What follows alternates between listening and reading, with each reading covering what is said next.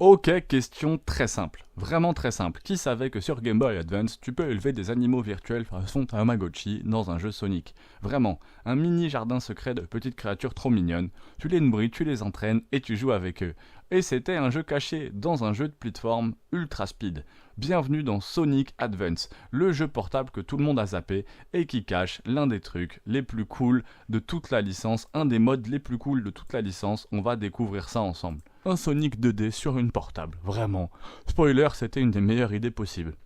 Parce que Sonic, à la base, c'était de la 2D pure.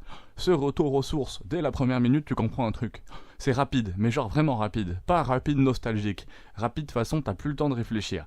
Loop, ressort, dash, rail, boost. Le jeu te propulse non-stop. Un mix entre Sonic 2 Mega Drive, Sonic Rush et un peu d'Advance moderne. Et franchement, la physique est super propre. Pas flottante, pas molle. Tu le contrôles vraiment, Sonic. C'est qui, pour un Sonic, est presque un miracle. Et ils font un truc trop malin.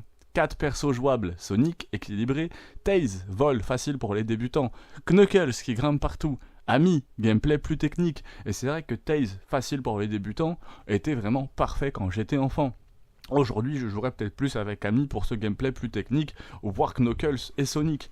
Donc une rejouabilité. Chaque perso change vraiment ta façon de jouer. C'était pas du tout un skin. Et le truc que personne n'a vu, c'est le moment viral de la vidéo. Parlons du truc que 90% des joueurs ont raté. Le Tiny KO Garden. Plot twist, Sonic Advance se transforme en Tamagotchi. Vraiment, tu récupères des anneaux dans les niveaux, tu débloques des fruits, tu nourris tes KO, tu joues à des mini-jeux qui évoluent, changent de forme et deviennent plus forts. C'est littéralement une version portable du KO Garden de Sonic Adventure sur GBA en 2001. Et le plus fou, tu pouvais les connecter à la GameCube, donc ton Sonic portable influençait ton Sonic console. À l'époque, c'était de la sorcellerie. Je te le jure, t'étais censé sauver le monde avec Sonic. Moi, je passais 2 heures à nourrir un petit truc bleu au lieu de battre un boss. C'est le seul jeu où tu lances un jeu d'action rapide et tu finis éleveur Pokémon. Bon, maintenant, soyons honnêtes. Tout n'était pas parfait, l'écran souvent trop zoomé, difficile de voir les pièges. Ce level design très bordélique, ces boss répétitifs et cette durée de vie trop courte. Clairement un jeu portable de l'époque. Pas une aventure épique, mais un gros fun concentré que vous pouvez vous refaire très facilement sur vos téléphones à l'heure actuelle. Vraiment, Sonic Advance, c'est probablement un des Sonic les plus solides techniquement. Comparé à Sonic 1-2, plus nerveux, Sonic Rush, moins technique, mais plus lisible, vraiment, et Sonic moderne, 100% moins buggé. Franchement, c'était vraiment un des Sonic les plus solides, techniquement un excellent jeu. Si vous ne l'avez pas fait, je vous conseille de le refaire, juste pour jouer un peu avec les 4 personnages. Je pense que vous passerez dans tous les cas un très bon moment si vous êtes fan de Sonic. Jouez avec ces 4 personnages et allez voir ce mode, vraiment ce mode... Tiny Garden, qui est vraiment un mode sur lequel j'ai passé beaucoup de temps quand j'étais enfant. Vraiment beaucoup. Sonic Advance, c'est pas le plus connu, c'est pas le plus rapide, c'est pas le plus sous-coté. Et rien que pour le Tiny KO Garden, bah ça vaut le détour. Peu de jeux peuvent dire que tu sauves le monde le matin et que tu élèves des bébés l'après-midi. Force à tous, Remix Live, 1000 tests sur ma chaîne. On a vu des Sonic perchés, Sonic Battle, Sonic Heroes. Donc si ça te plaît, abonne-toi, pouce bleu et viens voir ça. Imagine un monde où les RPG tactiques n'étaient pas encore cool. Pas de cinématique en 3D, pas de voix off dramatique, pas de tuto de 3 heures, juste une carte, des pixels et des décisions qui peuvent ruiner toute ta partie. Shining Force sur Game Boy Advance, c'est le jeu que t'as sûrement ignoré. Et pourtant, sans lui, Fire Emblem ne serait sûrement pas Fire Emblem. Et ouais, un remake discret mais important. Shining Force, sorti en 2004, n'est pas un nouveau jeu, c'est le remake du Shining Force de 1992, à l'origine sur Mega Drive. Et déjà à l'époque, bah c'était spécial. Quand tout le monde voulait faire du RPG à la Dragon Quest ou à la Final Fantasy, Shining Force a décidé de jouer aux échecs avec des dragons. Un choix risqué, un choix visionnaire. La version GBA arrive dans l'ombre de Fire Emblem, qui malheureusement a déjà su imposer un peu sa logique, sa loi chez Nintendo. Résultat, Shining Force devient le vieux jeu sympa, mais complètement dépassé pourtant. Le gameplay, tellement simple en surface, tellement vicieux en profondeur. À première vue, Shining Force c'est du RPG tactical classique. Une grille, des unités, des déplacements au tour par tour, des attaques, de la magie, des soins.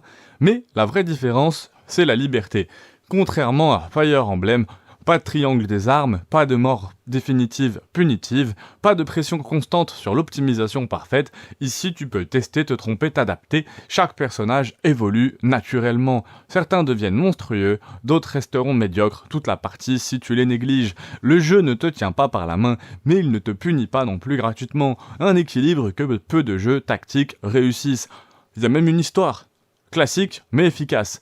Soyons honnêtes, l'histoire elle est pas révolutionnaire. Un royaume menacé, un ancien mal qui se réveille, un héros un peu trop gentil pour ce world, mais ça fonctionne très bien. Dans le rythme, les personnages, la sensation de voyage, chaque bataille est liée au monde, tu avances, tu explores, tu parles au PNJ. Le jeu te donne l'impression d'être en campagne militaire, pas dans une suite de combats abstraits. Et ça, même aujourd'hui, ça marche. On peut comparer Shining Force à Fire Emblem ou à Advance Wars. D'ailleurs, Advance Wars, j'ai testé tous les jeux de la série sur cette chaîne. Il y a même un speedrun, donc n'hésitez pas à aller voir tout ça sur ma chaîne, abonnez-vous et allez regarder le speedrun sur Advance Wars. Fire Emblem est plus profond. Mécaniquement, plus dramatique, mais aussi beaucoup plus punitif. Advance Wars, lui, est plus stratégique, plus abstrait. Par contre, il n'y a pas de côté RPG. Pas de progression narrative dans Advance Wars. Shining Force est le juste milieu parfait. Accessible, mais pas idiot. Stratégique, mais jamais étouffant. Après Advance Wars, effectivement, le côté plus stratégique, plus abstrait, c'est quelque chose que moi, personnellement, j'adore. Advance Wars, on peut lancer une partie de 45 minutes et juste on change de carte.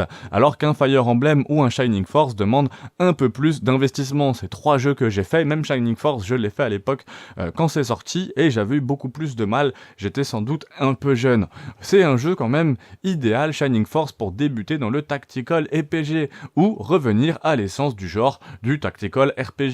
Shining Force est souvent considéré comme le grand-père un peu des RPG tactiques modernes. La série a ensuite complètement changé de genre, abandonnant le tactical RPG. Ce remake justement sur GBA ajoute quelques illustrations retravaillées, une interface beaucoup plus lisible, une meilleure accessibilité. Ironiquement, c'est sans doute la meilleure version pour découvrir la série. Et pourtant, c'est sûrement l'une des moins connues. À part moi, personne n'en parle sur YouTube. Peut-être JDG et encore. Alors, est-ce que Shining Force vaut encore le coup ?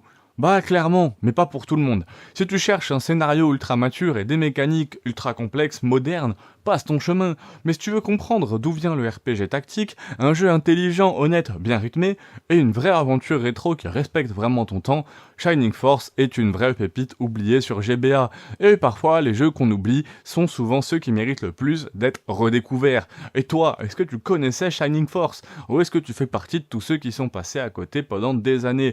Dis-le moi en commentaire, abonne-toi si tu veux qu'on parle d'autres jeux qui mériteraient mieux, presque 1000 tests sur cette chaîne, donc n'hésite pas à mettre le prochain jeu que tu veux voir en commentaire. Essaye de prendre un qu'on n'a pas fait. Force à tous et à très vite. Beyblade V Force GBA, le jeu qu'on croyait nul, mais est-ce que c'était vraiment le cas ? Rappelle-toi, 2003, tu regardes Beyblade à la télé, t'as ton Transer en plastique, tu crois que l'amitié et la volonté peuvent gagner des combats, et là bam, Nintendo sort Beyblade V-Force sur Game Boy Advance. Un jeu qu'on a presque tous eu, un jeu que presque tout le monde a oublié. Mais la vraie question, c'est pas est-ce que c'était bien. La vraie question, c'est est-ce que ce jeu méritait vraiment sa réputation. Contexte, c'est un jeu en fait qui date d'une époque. Beyblade V-Force sort sur GBA, à une époque où les jeux justement tirés d'animés sortent à la chaîne. 90%, voire 95% sont des cash grabs honteux. Et pourtant, certaines surprises existent. Coucou Dragon Ball Advance Adventure, on en parlera peut-être un jour si vous mettez des pouces bleus et des commentaires.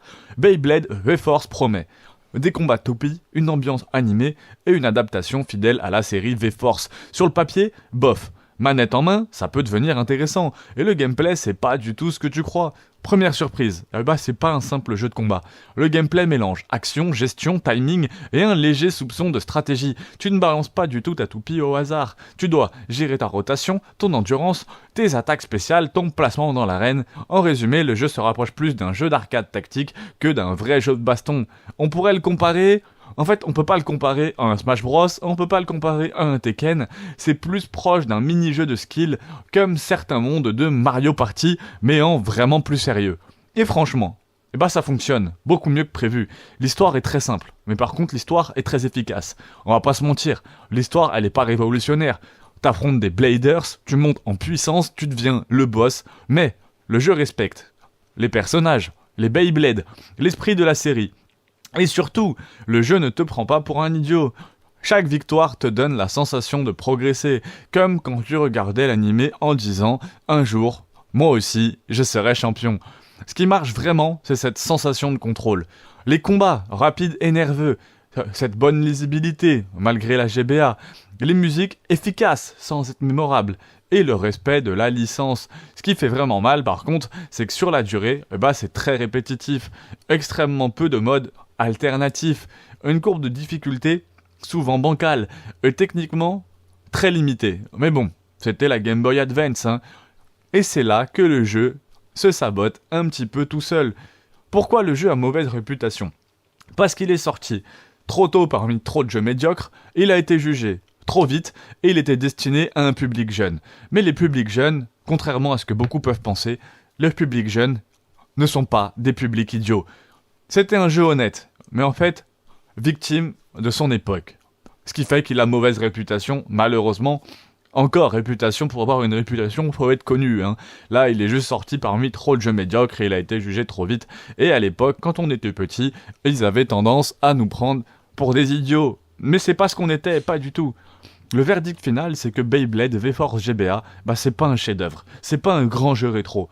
Mais c'est un jeu fun, sincère, et mieux pensé qu'il n'en a l'air. Si tu es fan de Beyblade, fonce, oui. Si tu es curieux de rétro GBA, franchement, pourquoi pas. Par contre, si tu cherches un jeu profond d'une durée de 40 heures, c'est clairement pas un jeu pour toi. Note finale, on met une petite note, on se la fait comme ça. 6,5 sur 10, c'est un jeu oublié, mais c'est clairement pas un jeu honteux. On se retrouve très très vite pour le test Duel Master, je pense, sur PS2. Plein d'autres tests qui vont arriver. Abonne-toi, pouce bleu, et à très vite.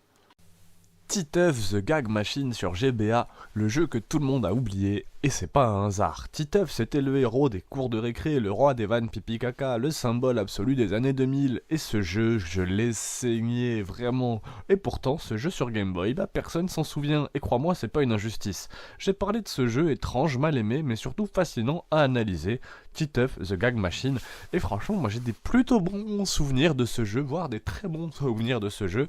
Après, j'étais très jeune. Et oui, le début des années 2000. Titeuf cartonne en BD, c'est pour ça que ce jeu existe. Le dessin animé explose, la GBA est la console pour enfants.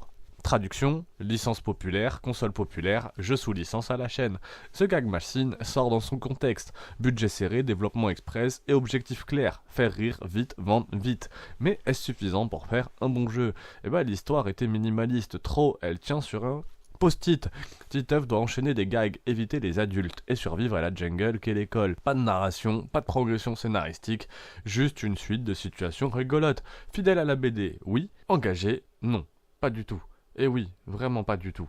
On ne raconte rien, on aligne des blagues. Et oui, le gameplay, c'est le vrai problème. Vraiment, c'est ce gameplay en fait le problème. The Gag Machine est un jeu de plateforme mini-jeu sur le papier. Sur le papier, saut, esquive, petit défi. En pratique, contrôle rigide, hitbox douteuse, rythme haché, difficulté mal dosée, répétition extrême, le jeu te punit souvent sans être clair et quand il est facile, il devient ennuyeux. Le pire c'est que le gameplay n'exploite jamais vraiment l'humour. Les gags sont visuels, figés, prévisibles, tu regardes plus que tu joues. L'humour faisait rire, vraiment à l'époque par contre. Titeuf c'est un humour générationnel, très ancré dans son époque, très dépendant du texte et du dessin. Sur GBA, pas de voix, peu d'animation et des écrans minuscules. Résultat, les gags tombent souvent à plat. Ce qui marchait en BD ne marche pas en gameplay. L'objectivité, c'est que le jeu fait quand même beaucoup de choses très bien. Soyons justes, direction artistique fidèle, musique correcte, couleurs vives, reconnaissable immédiatement et accessible aux plus jeunes. Le jeu respecte la licence, mais respecter une licence, c'est très différent d'en faire un bon jeu. On pourrait le comparer à quelques jeux de l'époque. Les Schtroumpfs GBA étaient quand même plus solides, Lucky Luke GBA plus lisible et Astérix et Obélix plus ambitieux. The Gag Machine fait partie de ces jeux pas honteux, mais complètement oubliables. Il a été développé en un temps très court, ça se voit, pensé avant tout pour les enfants, Et c'est peut-être pour ça que ça avait bien marché sur moi justement de 5 à 10 ans par exemple, jamais réédité ni remasterisé, et c'est pas plus mal, très peu cité dans l'histoire de la GBA, et c'est vrai, si vous regardez même les vidéos sur YouTube, il y en a un qui a fait un test il y a 8 ans, et il y a moi aujourd'hui, on est très très peu à avoir parlé de ce jeu. Pourquoi ce jeu est intéressant justement à analyser? Parce que ça montre des trucs un peu essentiels. Un univers drôle ne fait pas du tout un jeu fun. L'humour ne remplace pas le game design, et The Gag Machine en est la preuve parfaite. C'est pas un scandale, c'est pas une catastrophe, c'est pire que ça. C'est un jeu fade en fait, sans ambition. C'est un jeu qu'on oublie. Justement, je l'avais complètement oublié avant qu'un collègue me parle des jeux Titeuf sur Game Boy. Et dans le jeu vidéo, c'est souvent la pire chose qui puisse arriver. Titeuf faisait rire sur papier. Manette en main, franchement, il a surtout fait bailler. J'ai testé presque 1000 jeux différents sur cette chaîne. Si tu veux pas les rater, abonne-toi. Si tu veux pas non plus rater les prochaines sorties des épisodes de Kenshi, abonne-toi. Prochain jeu que tu veux voir en commentaire, à très vite. Il y a des jeux qui marquent toute une génération, et il y a des jeux que personne ne se souvient avoir joué. Duel Master, Kaijudo, Shotdown fait vraiment partie de cette deuxième catégorie. Un jeu tiré d'un TCG, inspiré d'un animé, sorti très discrètement. Pourtant j'y avais beaucoup joué, pourtant j'avais adoré, et pourtant derrière cette jaquette oubliée se cache un jeu bien plus malin et qu'il n'en a l'air. Aujourd'hui, on va parler d'un jeu que personne n'a testé, mais qui mérite clairement qu'on s'y attarde. Duel Master, c'est à la base un jeu de cartes japonais très populaire au Japon, souvent comparé à Magic the Gathering, mais avec une identité plus colorée, plus agressive, plus shonen. Kaijudo Showdown, sorti sur Game Boy Advance, tente un pari risqué, adapter un jeu de cartes complexe en jeu vidéo solo, sans perdre l'essence stratégique. Spoiler, c'est pas parfait, mais c'est loin d'être idiot. J'avais beaucoup joué à l'opus sur PlayStation 2, donc si vous voulez un test sur l'opus PlayStation 2, et bah de toute façon ça arrivera bientôt, donc abonne-toi, pouce bleu. Le gameplay, c'est là où le jeu vraiment surprend. Sur le papier, tu pourrais dire que c'est un simple jeu de cartes simplifié pour enfants. Dans la réalité, il y a une vraie jeu de stratégie. Gestion du mana, invocation de créatures, timing de sorts, lecture du jeu adverse.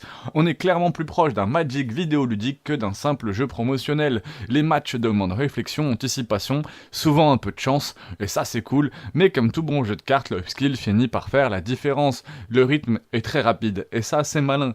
Les duels justement courts, dynamiques, sans temps mort, parfait pour la Game Boy Advance, parfait pour enchaîner les parties.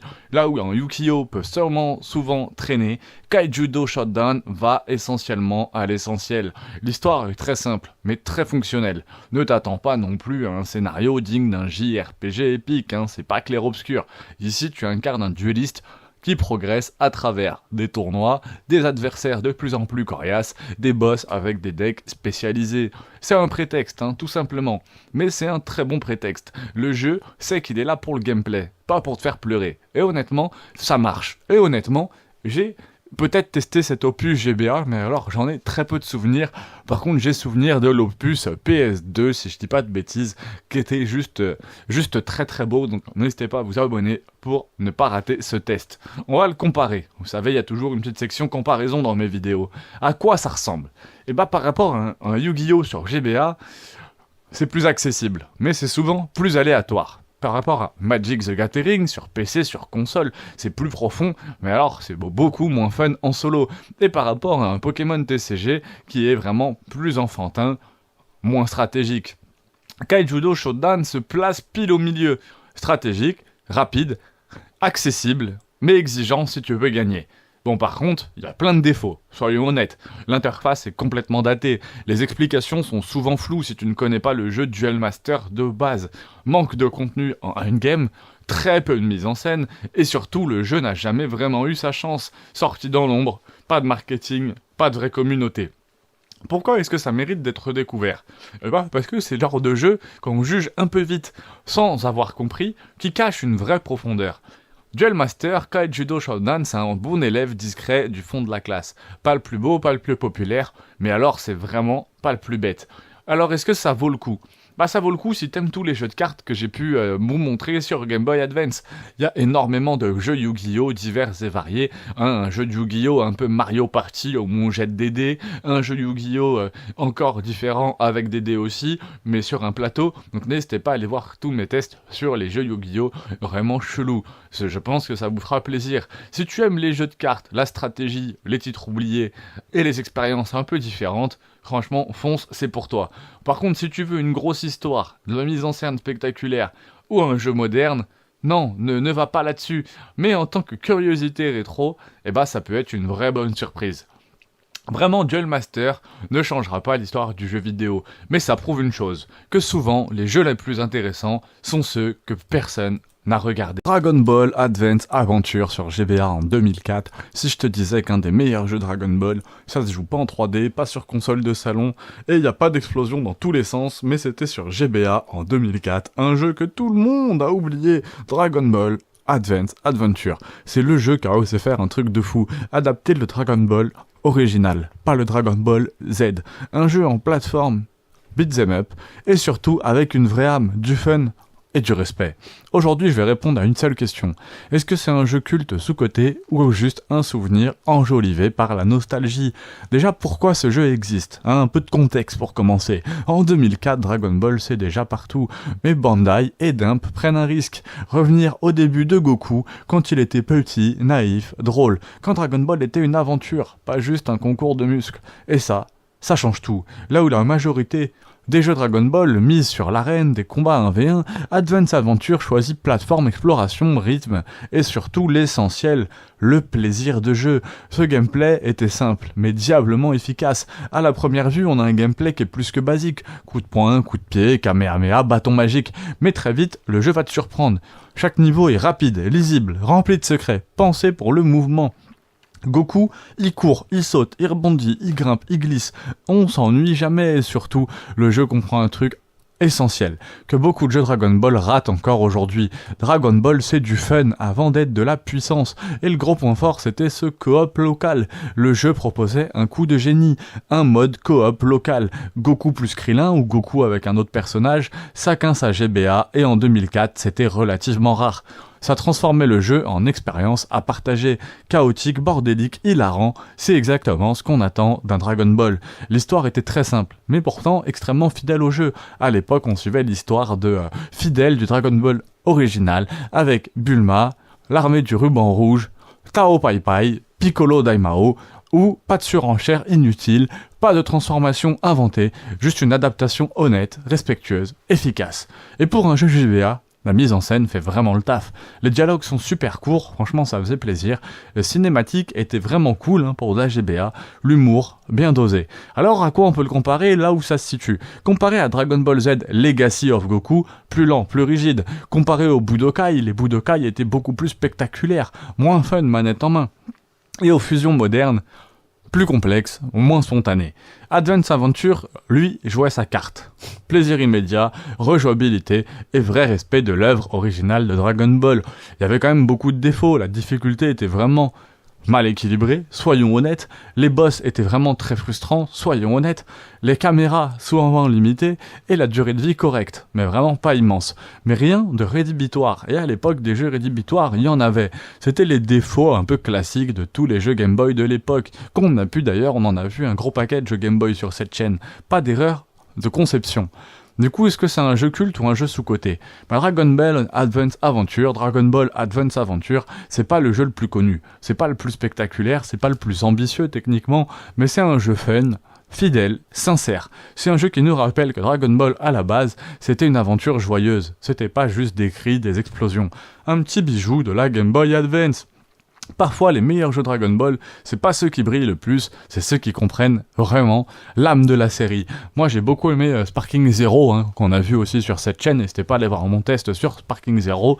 On fera peut-être Fighter Z aussi. Si vous voulez un troisième test sur un jeu de la série Dragon Ball, big up à mon gars Ahmed, le H, c'est le H qui m'a conseillé de faire ce jeu, donc big up à Ahmed. N'hésitez pas à mettre vos prochains jeux que vous souhaitez voir en commentaire. Si jamais il y a un autre jeu qui vous plaît, qu'on n'a peut-être pas vu sur la chaîne, ça sera encore mieux. On a plus de 1000 jeux sur la chaîne, donc ça fait vraiment plaisir. Merci à tous du soutien, force à tous, et je vous dis à très très vite. Il y a la suite des vidéos sur Kenshi, le jour 200 à 210, il y a une grosse vidéo Project Zomboid, il y a plein de trucs très cool qui arrivent, donc force à tous, abonne-toi, et je continue à sortir quasiment un test un jour sur deux. Imagine un monde où les gadgets les plus high-tech ressemblent à des ressorts de trampoline, où l'animation clignote plus qu'un sapin de Noël et où l'humanité repose entièrement sur un détective qui a moins de neurones qu'un Tamagotchi déchargé. Bienvenue dans Inspecteur Gadget sur Game Boy Advance, un jeu où tu te demandes sérieusement si les développeurs ont travaillé ou s'ils ont juste perdu un pari. Et pourtant, malgré tout ça, ce jeu a quelque chose, je m'en rappelle des années après sa sortie. Un charme bizarre, un truc qui te fait dire « Ok, je vais peut-être réussir à sauver Metro City avec un hélico sorti de ma tête. » Allons voir si c'est un trésor sous-estimé ou un crime de guerre contre le jeu vidéo que même la police refuserait d'analyser même si c'est sorti il y a 24 ans. Abonne-toi pouce bleu et mets le prochain jeu que tu veux voir en test. Vérifie bien sûr d'abord qu'on l'a pas déjà fait, on a fait quasiment tous les jeux vidéo qui existent. L'histoire c'est du gadget pur jus. L'intrigue, le Dr Gang qui a encore frappé. C'est la même histoire que d'habitude, mais en version basse résolution, sans sécurité sociale. Tu joues gadget, Penny apparaît parfois et Brain essaye de ne pas mourir dans l'opération. Bref, la Sainte Trinité classique. Mais soyons honnêtes, tu ne viens pas pour le scénario, tu viens voir jusqu'où l'inspecteur Gadget peut étirer ses membres avant de devenir un spaghetti. Le gameplay, c'est ça vraiment la difficulté. Sur GBA, c'est un platformer action old school, très old school. Genre si t'as pas grandi avec nous à l'ère Game Boy en 2001, tu vas vraiment souffrir. Si tu veux des gadgets, tu vas en avoir. Marteau extensible, hélico dans la tête, iconique quand même dans la série, le point télescopique, les ressorts Gogo Gadget, tout est là. Mais en version GBA. Un sprite, une animation, une pierre. La vraie difficulté, le timing des sauts. Le personnage glisse autant qu'un pingouin sous botox. Tu veux t'arrêter, le jeu dit non, on va continuer tout droit, ensemble, vers la mort. Les niveaux, variés, mais souvent illégaux. Les environnements, plutôt réussis pour de la GBA, on a des rues, des bases secrètes, des usines, et des niveaux avec des plateformes qui tombent plus vite que la résolution des Nouvel An. Simple, efficace, un peu à juste, mais on est très loin de Mario Advance en termes de précision, mais au-delà d'un vieux jeu licencié Disney au pif. C'est le milieu. Ça passe si t'aimes souffrir, si t'aimes Dark Souls. Où se situe ce gadget? Si on devait résumer, moins fluide que Sonic Advance, moins carré qu'un Mario, mais plus fun que ce qu'il aurait pu être. C'est le cousin bizarre un petit peu des jeux de cette époque, on comprend pas pourquoi on rigole, mais on rigole quand même. Cet effet nostalgie justement, de sprite mignon, de gadget qui ressemble vraiment à lui-même, d'animation qui ont ce côté tremblotant du début de GBA, les musiques un peu boucles répétitives et mélodies inspirées quand même du dessin animé, mais qui finissent par rester dans ta tête comme un mauvais slogan publicitaire. Un petit fun fact, le jeu n'utilise qu'une partie des gadgets de la licence, mais il utilise pile ceux que tu voulais voir quand t'étais gosse, comme si les devs avaient fait une réunion et on dit « Ok, on n'a pas de budget, mais on met l'hélico ». Respect, franchement c'était vraiment ce qu'on voulait voir quand on était gosse, c'est un jeu que j'ai eu l'occasion d'avoir à Noël, j'ai pas dû y jouer beaucoup, tu vois, 5h, 6h, c'était tellement horrible, mais suffisamment pour que ça me marque et que j'ai envie de vous faire cette vidéo 24 ans après. Gadget, mais pas gadin. L'inspecteur Gadget sur GBA est maladroit, rigide, injuste, drôle malgré lui, mais il dégage un charme sincère, une vibe dessin animé du matin qui te fait sourire. C'est pas un chef-d'œuvre, c'est un jeu qui a du cœur, un jeu qui essaye, et parfois ça fait toute la différence. Si tu veux un petit voyage rétro, nostalgique, un peu bancal, mais attachant, Gogo Gadget Nostalgie, il y a plus de 700 tests de jeux vidéo différents disponibles sur cette chaîne. Si ça t'a plu, t'as plus qu'à aller t'éclater et à regarder tout le reste.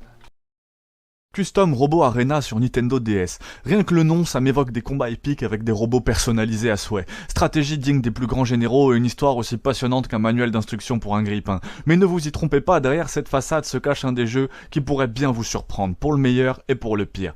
L'histoire, bon, vous incarnez un petit protagoniste fraîchement débarqué dans une ville de Mid-Earth, prêt à conquérir le monde de combat de robots, votre père travaille pour NeoBrain, une entreprise de recherche sur les robots, et vous voulez rejoindre ce club de combat de robots avec vos nouveaux amis, Liv et Denis.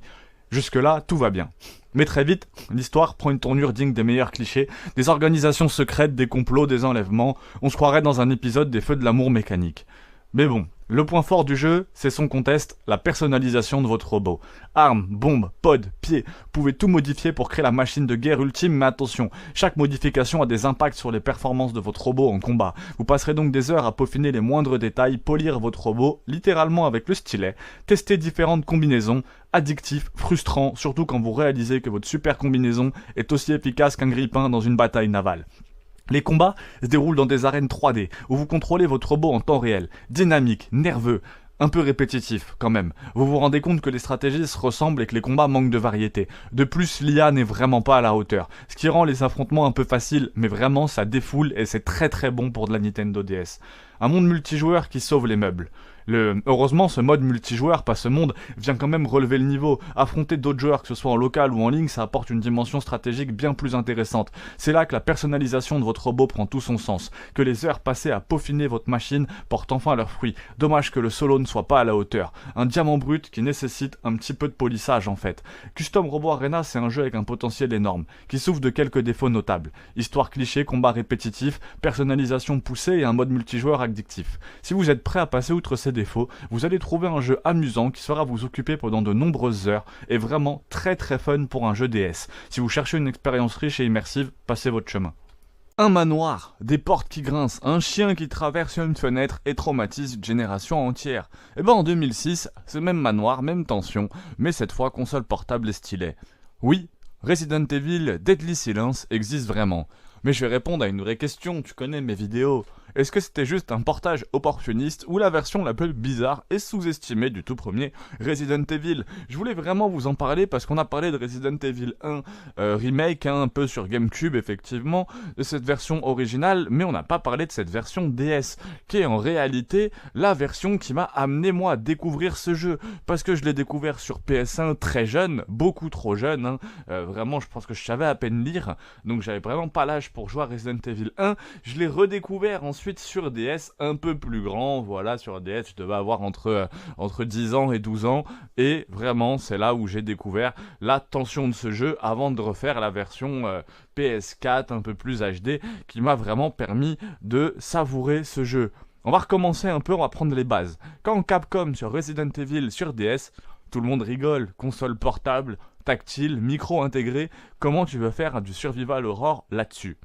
Et bah la réponse est simple, tu prends le jeu culte de 96 et tu le rends encore plus étrange. C'est du survival horror à l'état pur. Le premier Resident Evil, pour ceux qui n'ont pas connu, caméra fixe, contrôle tank, munitions rares, sauvegarde limitée, pas d'indications partout, pas de map ultra détaillée, pas de checkpoint moderne, tu avances, tu stresses, tu comptes les balles, à l'époque c'était révolutionnaire. Et sur DS ils ont gardé tout ça. Oui, même les contrôles très rigides. Et rajoute les nouveautés DS, c'est là que ça devient fascinant. C'est pas un simple portage, ça ajoute le mode Rebirth, Renaissance, des séquences inédite en vue FPS, où tu dois tirer au stylet, trancher des zombies, résoudre des mini-jeux tactiles. Oui, à un moment, tu poignardes un zombie en frottant ton écran. Absurde, mais pourtant, ça marche étrangement bien. Et tu peux souffler dans le micro pour te libérer d'un ennemi. En 2006, c'était presque magique. Toujours aussi cruel, soyons objectifs. Aujourd'hui, les contrôles tanks sont très frustrants, comparés à Resident Evil 4, surtout. Le rythme est lent, très lent, trop lent, mais c'est voulu. Chaque couloir est un risque, chaque porte est une angoisse, et sur portable ça crée une tension très différente. Tu joues dans le bus avec un casque et soudain un zombie surgit. C'est personnel. L'ambiance très efficace. Le manoir Spencer qui reste un chef-d'œuvre de level design. Raccourci, intelligent, backtracking maîtrisé. Clé symbolique. Même sur DS, la direction artistique tient. Les graphismes sont évidemment inférieurs au remake GameCube. Même pour une console portable de 2006, c'est quand même impressionnant. Aujourd'hui, qu'est-ce que ça vaut ? Les contrôles sont datés, les textures ont vieilli, les séquences tactiles c'est vraiment gadget, mais c'est la version complète du jeu original, avec des ajouts exclusifs, un mode coop en local, oui vraiment, et la portabilité qui change l'expérience. C'est pas la meilleure version de Resident Evil 1, mais rien que ce mode coop, c'est étrange et c'est audacieux. C'est sûr, si tu le compares à la version PS1, qui est un peu plus nostalgique, à le remake GameCube, qui est vraiment un chef-d'œuvre visuel, le remake GameCube ou même PS4 sont très beaux. La version DS c'était une expérimentation portable unique. Deadly Silence est un ovni, un moment où Capcom testait des idées, certaines bizarres, certaines brillantes. La DS a aussi accueilli Resident Evil The Mercenaries 3D, plus tard sur 3DS, donc abonne-toi pouce bleu pour pas rater le test sur Resident Evil Mercenaries 3D, ça va sortir très bientôt. Resident Evil sur DS, c'est une anomalie. Un survival horror culte, rejoué sur une console qu'on utilisait pour Nintendog, imparfait, daté, fascinant. Parce que ça nous montre une époque où les studios osaient adapter des monuments sur du hardware improbable. Et parfois, dans des versions classiques, on redécouvre un classique, justement. J'espère que ça t'a plu. abonne-toi, pouce bleu et à très vite. Ouais, je voulais vous parler du jour où Age of Empires est rentré dans ma poche. Age of Empires sur Nintendo DS avec mon stylet et un écran minuscule. Sur le papier, ça ressemblait à une mauvaise idée. Un RTS culte, connu pour sa complexité, compressé dans une console portable de 2005 en plus, et pourtant, Age of Empires, Age of King existe, et le plus fou, c'est que ça marche. Et franchement les gars, ça a refait mon enfance. C'était un défi impossible, hein. En 2006, la Nintendo DS, c'était pas une machine de stratégie, pas de souris, pas de clavier, pas de grand écran. Et pourtant, Microsoft valide un projet fou, adapter Age of Empires 2 sur DS. Pas de spin-off, pas de jeu mobile simplifié, une vraie version de ce STR. Un pari risqué et fascinant, et franchement je l'ai adoré toute mon enfance, voire même adolescence. C'est un très bon jeu que je vous conseille encore sur Nintendo DS. C'est un RTS repensé. La première surprise, c'est que le jeu abandonnait le temps réel. À la place, c'était du tour par tour. Chaque tour, tu produis, tu attaques, tu construis, tu réfléchis.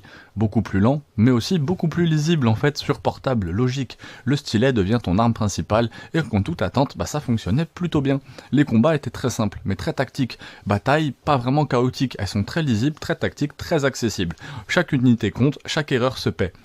C'est vraiment une version de jeu de plateau de Age of Empires 2, et la campagne c'était le cœur du jeu, c'est là où le jeu brillait vraiment. Ces campagnes scénarisées, Jeanne d'Arc, Saladin, Richard Cœur de Lion, les missions étaient courtes, claires, bien rythmées, parfait pour des sessions de 15-20 minutes, un design pensé pour la DS, pas contre elle, et je pense que c'est pour ça que le jeu marchait très bien sur cette console. Où se situe le jeu? Si vous connaissez pas mal ma chaîne en plus, on a déjà parlé de pépites comme Advance Wars, c'est un peu la même logique de tour par tour, mais Advance Wars a beaucoup moins de gestion économique. Advance Wars est beaucoup plus en plus moderne. Advance Wars c'est des tanks, là où ici c'est des chevaliers. Age of King est un pont entre le RTS PC et la stratégie portable. Par rapport à Age of Empires 2, sur l'ordi, qui est plus profond, plus complexe, mais il est beaucoup moins accessible. Là, le tour par tour rend l'entrée en fait au jeu de réflexion assez intéressante pour tout le monde. L'effet intéressant, c'est que le jeu a été développé par Backbone Entertainment, ça a été salué pour son adaptation vraiment intelligente. Beaucoup le considèrent comme l'un des meilleurs jeux de stratégie sur DS, et ça a ouvert la voie à d'autres jeux de stratégie sur téléphone portable. Bon, il y avait des petits défauts. Pas de multijoueur, profondeur très limitée par rapport au PC, l'IA elle était nulle, et pour les puristes hardcore franchement c'est chaud. Mais c'était des sacrifices nécessaires pour faire un jeu accessible. Et pourquoi ce jeu est important? Parce qu'il prouve une chose plus qu'essentielle, un bon jeu ne dépend pas de la puissance mais des idées. Age of Empires sur DS n'essayait pas de copier le PC, ça s'adapte, ça respecte son support, et ça c'est beaucoup trop rare pour le souligner. Verdict, c'est que c'est l'adaptation la plus maligne. C'est pas le meilleur Age of Empires, c'est pas le plus profond, c'est pas le plus impressionnant, vous le voyez bien à l'image, mais c'est un des plus intelligents, des plus audacieux, l'un des plus respectueux du joueur. Un jeu qui n'aurait pas dû fonctionner, et pourtant, qui a réussi. Age of Empires sur DS, c'était pas une bonne idée, jusqu'à ce que quelqu'un la rende brillante. J'espère que cette petite vidéo vous aura plu, j'essaie de vous parler de plein de jeux, parce que j'en ai kiffé des milliers, il y en a des milliers sur cette chaîne, des jeux que j'ai kiffé, j'ai tous joué pour la plupart, donc n'hésite pas à aller regarder, force à toi, et à très très vite.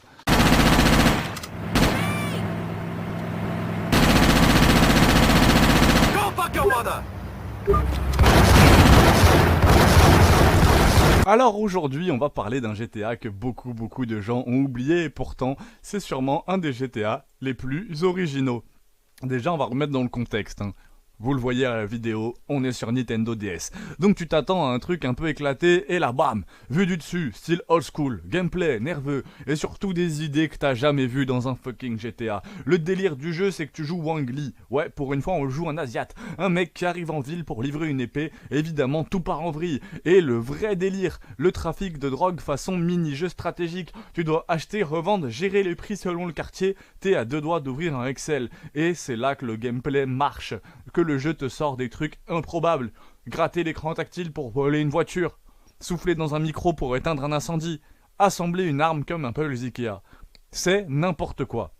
Mais ça marche super bien. Et le ton, on est clairement sur un GTA. Dialogue sarcastique, ambiance gangster, humour piquant, version portable, rapide, efficace. Est-ce que c'est une pépite? Oui. Hyper créatif pour une DS. Un gameplay varié, jamais énervant et vraiment différent des autres GTA. Alors bon, c'est pas parfait. La caméra old school, vue du dessus, ça plaît pas à tout le monde. Moins immersif qu'un GTA classique. Des graphismes très limités. Logique, c'est une DS. Honnêtement, c'est pas le GTA le plus connu, ça c'est sûr. Mais c'est clairement un des GTA les plus originaux. Si t'aimes des jeux qui tentent des trucs, franchement, fonce.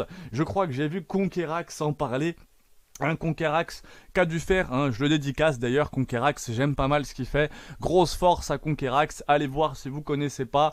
En tout cas, sachez que c'est un très bon GTA qui me donne vraiment envie de le faire. Je suis à deux doigts d'essayer d'aller faire le tour de tous les caches pour l'acheter, le mettre dans ma petite 3DS et essayer d'y jouer avec le joystick. Je pense que ça sera beaucoup plus agréable qu'avec les manettes, parce que vous savez, les 2DS et 3DS sont équipés de joysticks qui rendront l'expérience beaucoup plus agréable que d'utiliser en fait tout simplement les petites paddles là, les petites manettes, le petit clavier quoi, le petit pad, les flèches, on va dire tout simplement les flèches. En tout cas, test très rapide aujourd'hui, puisque j'ai pas grand chose de plus à dire, à part aller l'essayer. C'est un GTA qui est très différent, ça change de tout ce qu'on voit. J'espère que le test vous aura plu, abonne-toi, pouce bleu, et on se dit à très vite pour une autre vidéo.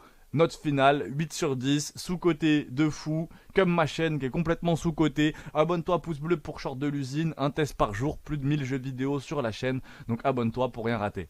Ok, ferme les yeux 2 secondes, mais regarde quand même le gameplay à l'image. Imagine, t'es dans une vieille ruelle brûlante, un manjin te fonce dessus, plus de munitions, 30 secondes au compteur, c'est chaud, 200 000 points à sauver.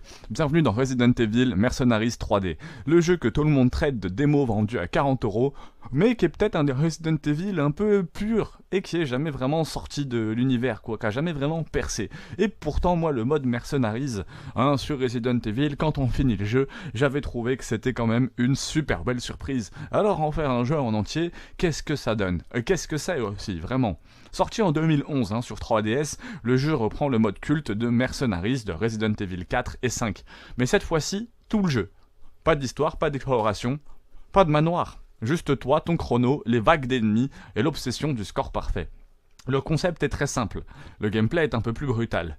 Tu choisis un perso iconique, Chris, Jill, Hunk, Claire, chacun ses armes, ses compétences, ses animes. Tu arrives sur une map fermée, tu dois tuer un maximum d'ennemis avant la fin du temps imparti, chaque kill augmente ton combo, chaque erreur casse ton multiplicateur, et là tu comprends que c'est pas du tout un jeu d'horreur, c'est un jeu d'arcade ultra technique déguisé en survival horror Resident Evil. Ce que personne te dit, c'est que la 3DS apporte 2 choses majeures.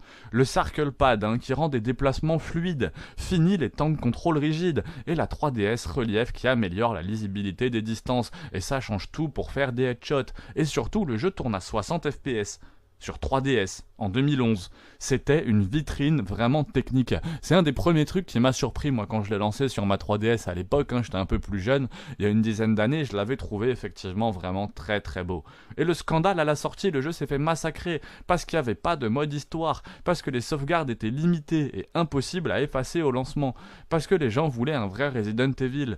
Sauf que Capcom n'a jamais promis ça. C'était un spin-off, Score Attack, un concentré de gameplay pur, un peu comme si tu jugeais Call of Duty Zombie en disant il n'y a pas de campagne. Le vrai génie du jeu, c'est que plus tu comprends, plus tu joues, plus tu comprends sa profondeur. Entre la gestion du positionnement, l'optimisation des routes, le timing parfait de finisher au corps à corps, et la gestion du risque pour maintenir le combo. C'était presque un speedrun, presque un scoring à la Devil May Cry version Resident Evil. Vous n'êtes pas sans savoir que les deux jeux sont très étroitement liés. Devil May Cry ou Resident Evil 4 à la base aurait dû être Devil May Cry. Est-ce que c'est mieux que Resident Evil Révélation? Non, bien sûr que c'est pas mieux que certains gros Resident Evil, mais ça qui offre une vraie campagne. Mais en termes de pur fun instantané, de rejouabilité, d'adrénaline portable, Mercenaries est supérieur. c'est du fun instantané. Si tu n'y as jamais joué, tu le mets dans ta 3DS, il y a de très fortes chances que tu passes une très bonne première demi-heure ou heure de jeu. C'est le jeu parfait pour des sessions de 10-15 minutes, mais aussi pour devenir complètement obsédé par le ranking SS. J'en parlerai, mais jouant à Neon White en ce moment, qui a un Trackmania FPS, Neon White, c'est très très addictif. Allez voir mon test sur Neon White. De toute façon, personne n'est parti le voir, je vais ressortir une vidéo dessus. Un top vidéo des jeux les plus sous-estimés, là, Neon White sera dedans. Bon, il y a quelques défauts. Très peu de maps, ça c'est dommage. Trop peu de maps, trop peu de persos, ça c'est sûr. Pas d'histoire, répétitif si t'aimes pas le scoring. Et un contenu très limité comparé à un vrai jeu. Effectivement, on aurait pu mettre un petit jeu en plus avec, quoi, dedans. Mais bon, même si c'est pas un Resident Evil complet. Subjectivement, c'est peut-être un Resident Evil quand même très honnête. Resident Evil The Mercenaries 3D, c'est pas une aventure, c'est un défi. Un jeu qui te regarde dans les yeux, qui te dit tu crois être fort, montre-moi ton score. Incompris, mal vendu, sous-estimé, mais 15 ans plus tard, c'est une capsule d'arcade nerveuse, exigeante et incroyablement satisfaisante. Et aujourd'hui, c'est un des meilleurs défouloirs portables que la série ait jamais connu. Donc franchement, c'est très cool. Est-ce que c'était une arnaque ou un chef-d'œuvre? Mal compris, parce que vraiment, les débats font cliquer, déjà dans un premier temps. Force à tous, n'hésite pas à t'abonner, il y a plein de jeux dispo sur ma chaîne. N'hésite pas à aller voir les tests et à mettre les prochaines vidéos que tu souhaiterais voir en commentaire. Nintendog, c'est le jeu qui a fait croire à toute une génération qu'on pouvait avoir un chien sans aucune contrainte. Pas de crotte à ramasser, pas de vétérinaire, pas de voisin qui se plaint, juste de l'amour et un écran tactile. Le contexte, c'était un big phénomène à l'époque. Je sais pas si vous vous rappelez le phénomène Nintendog, c'est pour ça que je voulais vous en parler. Sorti sur Nintendo DS, Nintendogs justement, c'était une super révolution. Utilisation du micro, écran tactile, interface directe. En gros, c'était, regardez, la DS, c'est pas juste pour jouer. C'est aussi pour parler à un chien. Le concept était simple mais génial. Tu choisis un chiot, dans mon cas c'était le teckel, et tu l'élèves. Ce que tu fais, c'est ce que vous voyez à l'écran. Globalement, tu le nourris, tu le laves, tu le promènes, tu joues avec lui, tu lui apprends des tours. Et surtout, tu lui donnes un nom à la voix. Et là, t'as toute une génération qui était en train de gueuler Rex assis dans son salon en gueulant sur sa DS. Le gameplay, l'attachement fatal. Le gameplay était très simple, mais terriblement efficace. Pourquoi ça marche? Imagine, ton chien réagit, il te reconnaît, il apprend. Et ton cerveau fait « c'est mon chien ». Et c'est là que tu tombes dans ce piège incroyable en réalité. Tu commences, tu joues 10 minutes et 1 heure plus tard tu lui achètes un jouet, tu lui brosses, tu lui parles. T'es devenu un propriétaire virtuel.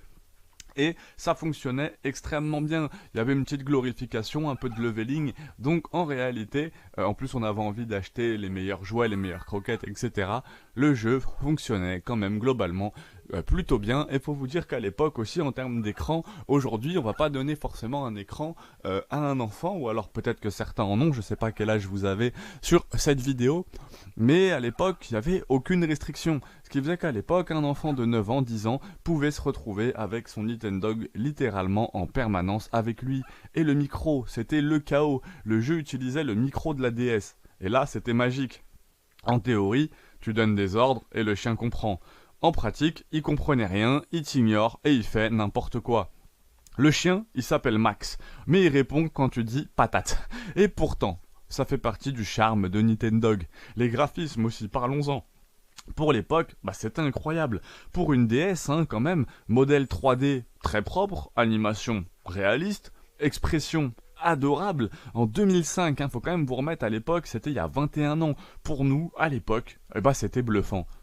Les activités étaient limitées, mais en fait, ça suffisait. Tu pouvais faire des concours d'agilité, d'obéissance, de frisbee, gagner de l'argent et acheter des accessoires. Alors il n'y a aucune variété sur le long terme et c'est répétitif à en mourir. Ça, c'est sûr. Au bout d'un moment, t'as fait le tour. Moi, j'avais très vite fait le tour. Et pourtant, t'arrives pas à t'arrêter. Parce que t'as envie d'avoir les meilleurs concours, en fait. Tu veux faire les meilleurs concours avec ton petit chien, même si tu sais que ça va pas amener grand-chose. Et là, moment réel, tu arrêtes de jouer. Et puis, 2 semaines plus tard, tu reviens. Le drame, l'abandon. Ton chien est triste, il t'a oublié, il est sale. Et là, tu te sens mal. Oui, ce jeu te fait culpabiliser.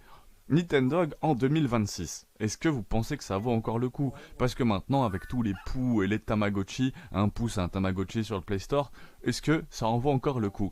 Oui Mais c'est pas exactement pour les mêmes raisons en 2026. Ce qui marche toujours encore, c'est cette nostalgie énorme, le concept toujours unique, et une expérience, mine de rien, qui est quand même relaxante encore aujourd'hui, surtout aujourd'hui. Par contre, ce qui a vieilli, c'est le gameplay, limité, technologie, dépassée. Les interactions sont beaucoup moins impressionnantes également. Mais le jeu reste iconique, et c'est vraiment ce que le jeu fait parfaitement. L'attachement émotionnel, l'accessibilité totale, ce concept innovant. Il y a des petits défauts, bien sûr, répétitifs, peu profonds, peu vite lassés. Voilà. Nintendo, c'est pas un jeu complexe. C'est une expérience. C'est un souvenir. C'est un truc qui t'a marqué enfant.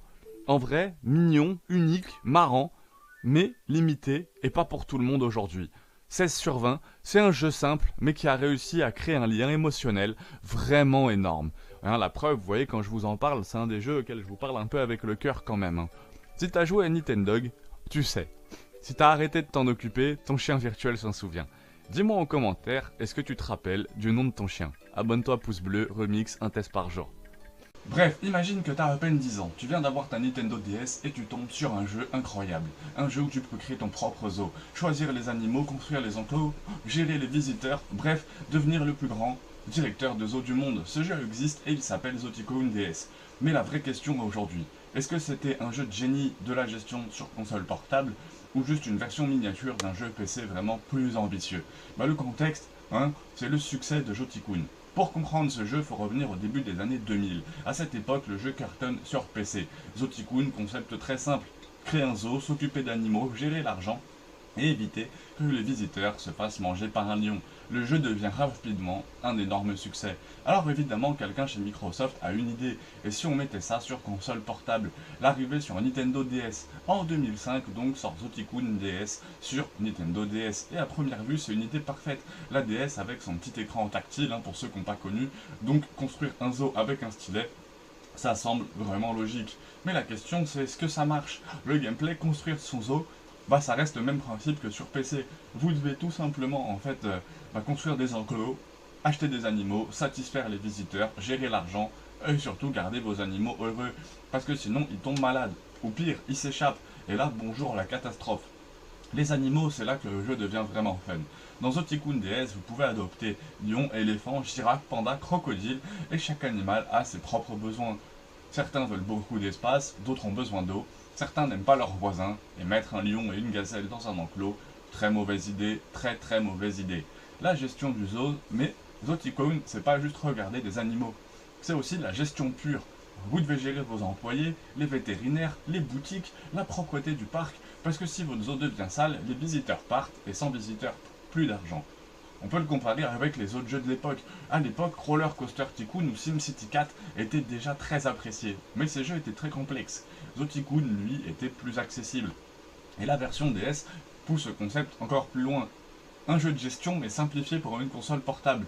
Les limites du jeu, parce que oui, Zoticoon DS n'est pas parfait. Déjà, les graphismes sont très simples, les animaux très petits, les animations très limitées, et le zoo peut vite sembler un peu vide. Ensuite, le jeu est beaucoup moins profond que cette version PC, forcément. Certaines mécaniques simplifiées, voire un peu trop. Mais le jeu a un charme. Et pourtant, malgré ses limites, le jeu fonctionne bien. Parce que voir son zoo évoluer, c'est incroyablement satisfaisant. On commence avec un petit enclos, quelques visiteurs, et quelques heures plus tard, on dirige un immense parc rempli d'animaux exotiques. Le fait intéressant à sa sortie, la Nintendo DS était une console vraiment très récente et les développeurs expérimentaient beaucoup. Un Zoticoon DS fait partie des jeux qui ont essayé d'adapter des expériences PC complexes sur une console. Et mine de rien, le résultat était plutôt réussi. Je pense à des jeux comme Disgaea, si vous ne connaissez pas, allez voir. Mais Disgaea sur DS, c'était déjà des jeux extrêmement complexes, bien remplis, vraiment très haut de gamme quoi. Donc allez voir mon test sur Disgaea DS, et Zoticoon c'était un peu la même veine. C'était pour moi un peu ces premiers jeux qui nous faisaient un peu nous sentir adultes quand on était très enfants à cette époque. Vraiment le résultat très réussi. Alors aujourd'hui, bon, c'est clairement un jeu rétro, plus que rétro. Ça m'étonnerait que vous soyez sur cette vidéo pour autre chose que de la nostalgie. Il est simple, Zoticoon, il est un peu limité, mais ça reste un excellent petit jeu de gestion portable, et surtout parfait pour la DS, un jeu qu'on lance pour 10 minutes, et auquel finalement on joue pendant 2 heures. Vraiment, Zoticoon DS, en conclusion, ça révolutionne pas la saga bien sûr, mais ça réussit quelque chose de très difficile, transformer un grand jeu de gestion PC en une expérience portable, accessible et amusante. Et honnêtement, diriger un zoo rempli de lions, de pandas, d'éléphants, bah ça restait toujours aussi cool. Et c'est peut-être ce qui a fait qu'on a aimé des jeux de stratégie comme Paraworld un peu plus tard, ou même des gros jeux un peu plus actuels comme les Jurassic World, qui sont sur PS5 et qui sont juste des zootycoons avec les dinosaures dans le monde de Jurassic Park, tout simplement. Et qui sont des jeux que j'aime vraiment pas mal. J'ai passé pas mal de temps à faire mon zoo, mon espèce de zoo rempli de dinosaures, quoi. Mon zoo rempli de dinosaures sur PS5. J'ai passé pas mal de temps à faire ça. C'était Jurassic World 2. N'hésitez pas à aller voir le test. Et si la vidéo t'a plu, tu peux laisser un like, dis-moi ton jeu de gestion préféré et abonne-toi pour plus d'autres tests rétro, mais on fait aussi des tests très récents. Enfin, je fais aussi des tests très récents, tout est fait tout seul. Désolé, je fais ça dans le vif, faut que j'aille charbonner. Bienvenue dans Dragon's Dogma Dark Arisen, le RPG culte qui combine tout ce qu'on aime dans Skyrim, Dark Souls et Monster Hunter, mais avec une touche unique et viscérale qui va vous accrocher dès les premiers instants. Imagine, un monde immense, des créatures légendaires, des combats intenses. Mais ça, c'est que le début. Dans Dragon's Dogma, tu es libre de jouer comme bon te semble. Tu veux escalader un griffon en plein vol pour le dégommer? Tu peux le faire. Affronter un dragon en duel où chaque coup peut te faire vaciller? Prépare-toi à l'accrocher.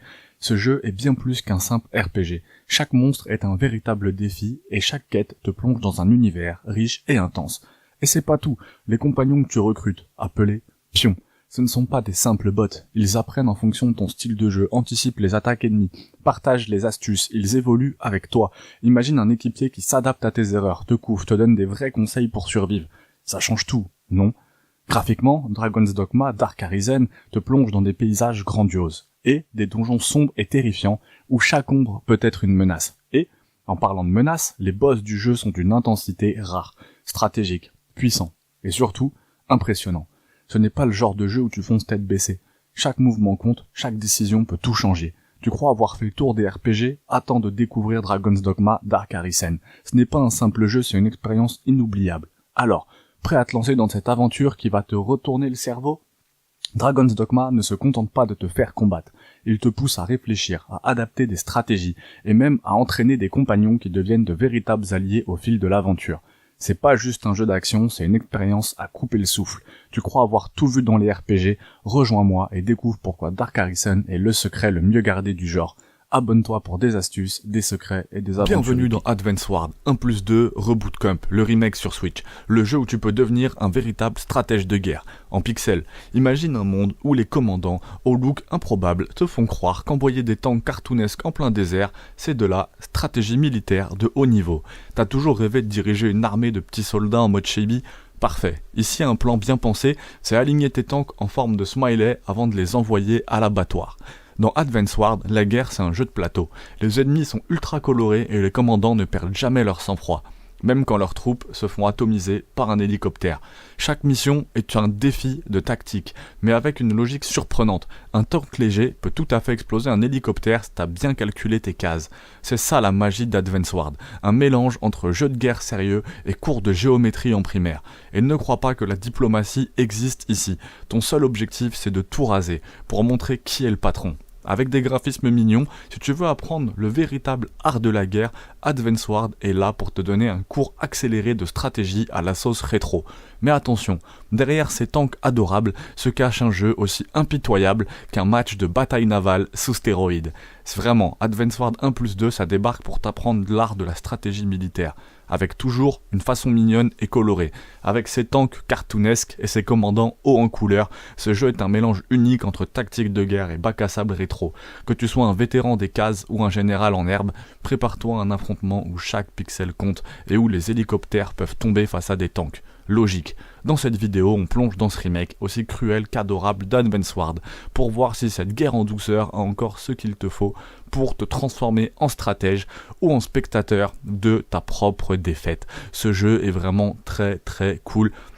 J'y ai passé moi une grande partie de ma jeunesse. J'ose pas encore me lancer sur le 1 et le 2 que j'ai déjà fait en fait. Donc là le remake a peu d'intérêt, mais je tenais vraiment à vous faire découvrir ça. Je pense que beaucoup de joueurs sont passés à côté et que ça ferait vraiment plaisir à ma communauté et que vous pourriez vraiment apprécier ce jeu. Il y a 2 épisodes sur DS, Dark quelque chose et Dual Strike qui sont très très très bien. Les 2 épisodes DS sont vraiment géniaux. J'ai vraiment de très beaux souvenirs sur ces 2 épisodes DS pour des raisons très différentes. Si jamais la vidéo vous a plu, un petit pouce bleu et on parlera peut-être des épisodes DS si jamais cette vidéo fait un peu plus de vues que toutes les autres. Donc n'hésite pas à t'abonner, à liker, petit pouce bleu et on se revoit très vite. Vampire n'est pas qu'un jeu, c'est une exploration brutale de la part la plus sombre de l'âme humaine. Celle qui veut survivre coûte que coûte. Imagine, tu incarnes Jonathan Reid, un brillant médecin en pleine pandémie de grippe espagnole, et en même temps, un vampire qui doit se nourrir de sang humain. Tu es tiraillé entre ta vocation à sauver des vies et ta soif dévorante qui exige des sacrifices. On parle de choix moraux dans les RPG. Mais ici, tes choix ont des conséquences bien plus profondes. Ce qui rend un vampire unique, c'est l'impact de chaque action. Pour progresser, il te faut la puissance que seul le sang des habitants peut offrir. Et c'est là que le jeu frappe fort. Chaque victime a une histoire, des relations, un impact sur le quartier. Tuer, c'est transformer le monde autour de toi, détruire des vies et des relations, et même risquer l'effondrement de tout un quartier. Aucun autre RPG ne pousse le joueur à assumer ses choix de façon aussi viscérale. Prendre une vie ici, c'est littéralement prendre un morceau du monde. Les mécaniques de jeu en tourmentent plus d'un. Tu veux être plus puissant, alors il faudra te nourrir. Mais attention, chaque mort te rapproche de la bête en toi. C'est là tout le génie de Vampire. Ce n'est pas seulement un jeu où l'on incarne un vampire, c'est un jeu où devenir un monstre est non seulement inévitable, mais crucial pour avancer. Beaucoup parlent de choix moraux dans les jeux de rôle, mais Vampire prend ce concept et le transforme en une véritable torture psychologique. Le décor ? Londres, 1918, une ville sombre et malade, remplie de ruelles humides, de lanternes vacillantes et d'âmes égarées. Qui sont autant de proies potentielles. L'ambiance gothique et l'oppression d'une ville ravagée par la pandémie renforcent le côté cauchemardesque de chaque pas que tu fais. Vampire te fait ressentir cette atmosphère d'urgence et de solitude absolue d'un monde qui s'effondre, et toi, en prédateur qui rôde parmi les survivants. Alors, tu penses que tu es prêt pour un RPG comme celui-là ? Un jeu où on doit accepter de se transformer en un monstre pour évoluer, où chaque mort est une montée en puissance, mais aussi une perte d'humanité. Vampire ne te laissera pas indemne. Si tu cherches un jeu qui va te faire remettre en question ta moralité, alors plonge dans les ténèbres de Vampire. Mais attention, le sang appelle toujours plus de sang. Dans ce jeu, on retrouve nos frères préférés plongés dans une quête épique qui dépasse les tuyaux classiques et les tortues volantes. Ici, ça cause un voyage interdimensionnel, champignons magiques et Browser en mode plus méchant que jamais, tout ce qu'on aime. Nintendo a mis les petits plats dans les grands pour concocter un gameplay à la fois stratégique, dynamique et chaque combat faut jongler entre Mario et Luigi pour lancer des attaques combinées, esquiver les coups ennemis, balancer des éclairs de génie tactique à coups de bouton. Ça débloque des moves qui envoient des flammes, littéralement.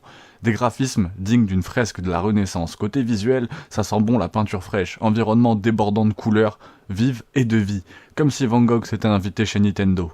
Chaque tableau regorge de petits détails croustillants qui vous feront sourire. Les animations fluides comme de l'huile d'olive sur une pizza napolitaine. Mario et Luigi, ces deux frères iconiques de l'univers de Nintendo. Un jeu nommé l'épopée fraternelle sur Switch, s'il vous plaît, vraiment j'ai kiffé ce jeu. Accrochez-vous, ça va sauter de partout, je vais vous expliquer rapidement pourquoi ce jeu peut transformer votre dimanche en vraie fiesta. L'humour, c'est cet ingrédient secret. Le point fort de Mario et Luigi, c'est cet humour si typique à la série. Les dialogues sont ciselés, les situations absurdes à souhait, les mimiques des personnages suffiraient à redonner le sourire à un taux de mal luné. On se surprend à rigoler tout seul devant sa console, ce qui, admettons-le, est la meilleure manière de passer pour un fou furieux en public. La cerise sur le champignon, les boss sont incroyables. Chaque affrontement, c'est un véritable spectacle. Réfléchir, agir vite, compter sur Luigi qui, contre toute attente, sauve souvent la mise. Oui, Luigi, celui qu'on se moque, celui qu'on oublie, le frère qu'on sous-estime. Non, la mécanique est vraiment très intéressante. Luigi peut utiliser certaines attaques particulières lors du combat, des attaques improvisées, et ça rend un peu chaque combat unique. J'ai eu un peu cette sensation avec Kingdom Hearts 2, ça fait quand on peut appuyer sur triangle à certains moments du combat, donc c'est très très cool. Mais il y a des reproches quand même. Le seul reproche vraiment qu'on peut faire, c'est que certains moments manquent un peu de piquant, quelques phases de gameplay qui se répètent, mais il n'y a rien qui va vous donner envie de poser la manette en tout cas. En vraie conclusion, Mario et Luigi, l'épopée fraternelle, c'est vraiment une putain de bouffée d'air frais. C'est un jeu qui rappelle pourquoi on aime Nintendo, pourquoi on aime ses aventures drôles, intenses, terriblement addictives. Si vous avez une Switch, ça serait criminel de passer à côté de ce bijou. Chaussez vos casquettes et préparez-vous à vivre une épopée inoubliable. Note finale, il faut une note, vraiment 8,5 sur 10, 9 sur 10, c'est large, hein, franchement très très large. Luigi enfin réhabilité, Mario toujours au top, et vous allez adorer. Donc n'hésitez pas, petit pouce bleu, allez regarder les vidéos sur Warhammer 40 000, c'est vraiment une pépite aussi, ça n'a rien à voir mais c'est super cool. Force à tous. Hades n'est pas juste un jeu, c'est une expérience qui redéfinit les roguelikes. Et soyons clairs, il enterre la concurrence. Combien de jeux peuvent se vanter d'avoir un gameplay aussi nerveux, un univers aussi immersif et des personnages aussi charismatiques? Les autres roguelikes, désolé, mais ils paraissent bien fades en comparaison. Dans Hades, chaque tentative de sortir des enfers est un combat de style et de précision. Chaque combat te pousse à repousser tes limites, à apprendre à t'adapter, et chaque mort te rapproche un peu plus du sommet. C'est addictif, c'est cruel, et c'est d'une intensité rare. Peu de jeux t'offrent cette sensation de montée en puissance où tu deviens littéralement un dieu de la guerre au fil de chaque tentative. Et ce n'est pas que le gameplay, c'est une histoire, une vraie, avec des personnages qui ont évolué, qui ont des vraies émotions, des vraies relations. Le prince, Zagreus, fils d'Hadès, n'est pas juste un avatar de joueur. C'est un personnage avec des motivations, des faiblesses et une détermination sans faille. Les dieux de l'Olympe eux-mêmes s'impliquent dans ton épopée et te donnent des pouvoirs uniques pour réussir ta mission. C'est du jamais vu pour un roguelike. L'esthétique de Hades, juste incroyable. La direction artistique est une œuvre d'art à elle seule. Chaque détail des enfers est sublimé par des graphismes et un style visuel qui te plonge dans la mythologie grecque avec un twist moderne. Les animations, les effets de lumière, la musique, c'est une symphonie d'horreur et de beauté. Difficile de retourner à un autre jeu après ça. On sait, ça fait débat, mais sérieusement, combien de roguelikes peuvent rivaliser avec Hades? C'est le jeu qui a mis la barre si haut qu'on pourrait bien dire que les autres n'ont même pas tenté d'y arriver. Si vous n'avez pas encore essayé, vous passez peut-être à côté de quelque chose qui pourrait être le meilleur roguelike de tous les temps. Osez? Peut-être. Mais on vous garantit une chose. Hades est l'enfer dont vous ne voudrez plus jamais sortir. On adore Ori and the Blind Forest. On admire sa beauté, on est hypnotisé par ses paysages vibrants et son atmosphère qui nous transporte. Mais est-ce que vous avez déjà vraiment prêté attention à ce que le jeu essaye de vous dire? Parce que derrière ce décor enchanteur, Ori nous présente une vision cruelle, impitoyable et profondément humaine de la vie. Ce jeu est une plongée dans la noirceur qui nous hante tous sans qu'on le réalise. Derrière chaque pixel magnifique se cache une brutalité dérangeante. La séparation, la perte, l'injustice de l'existence. Ori n'est pas un simple voyage fantastique. C'est un jeu qui prend notre innocence et la jette en pleine nature sauvage, où seuls ceux qui luttent sans relâche survivent. Oui, Ori est un héros adorable, mais il est aussi le symbole de la douleur de l'abandon, de la lutte sans fin pour la survie. Ce petit être lumineux qu'on accompagne n'est pas un simple personnage mignon. Il incarne une rage, une peine, un désir de rédemption qui frappe en plein cœur. Et cette forêt, ce n'est pas un conte de fées, c'est une jungle cruelle, un univers où la beauté est indissociable de la souffrance. On pourrait croire que Ori and the Blind Forest est là pour nous apaiser, pour nous rappeler la beauté du monde. Mais non, c'est bien plus. Ce jeu nous force à affronter des vérités sombres, à regarder en face ce que l'on préfère éviter. Le sacrifice, la mort, les luttes silencieuses. Ori, c'est la force de ceux qui, malgré tout, continuent à avancer. C'est notre propre bataille contre un monstre, contre un monde qui ne nous fait pas de cadeaux, qui ne nous pardonne pas. Alors, Ori and the Blind Forest, un jeu mignon?